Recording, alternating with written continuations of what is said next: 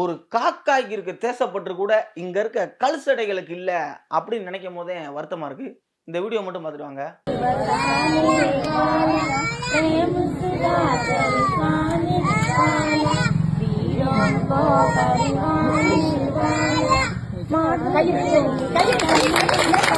ஏதோ ஒரு பகுதியில சுதந்திர தினத்தை முன்னிட்டு கொடியேத்துறாங்க. கொடியேத்தும் போது முடிச்சு போட்டது கொஞ்சம் டைட்டா ஆயிடுச்சு. அது மேல போனோனே அவுர மாட்டேங்குது. உடனே அத பார்த்துக்கிட்டு இருந்த ஒரு காக்கா என்ன பண்ணிருக்கு, பறந்து வந்து அந்த முடிச்ச அவுத்து விடுது. அந்த காக்காய்க்கு தெரியுது, இது நம்ம நாட்டு கொடி அப்படின்றது. ஆனா, இங்க இருக்க சில கழுசடைக இல்ல இல்ல பல தேச விரோதிகளுக்கு குடியரசு தினம், சுதந்திர தினம் வந்தாலே சூத்துல சுண்ணாம்பு வச்சு தேய்ச்சாப்புல மேலேயும் கீழயும் எரிய ஆரம்பிச்சுரும். குறிப்பா நம்ம அரியலூர் மாவட்டத்துல தந்தை பெரியார் திராவிட கழகத்தோட மாவட்ட தலைவர் கோபாலகிருஷ்ணன் அப்படின்றவன் கொஞ்சம் மூல கோளாறு உள்ளவன் போல. அவன் Facebookல ஒரு பதிவு போட்டிருக்கான். சுதந்திர தினத்தை கொண்டாடுறது வந்து கடவுளை நம்பி கோயிலுக்கு போறதுக்கு சமம். அதனால யாரும் சுதந்திர தினம் கொண்டாடாதீங்க.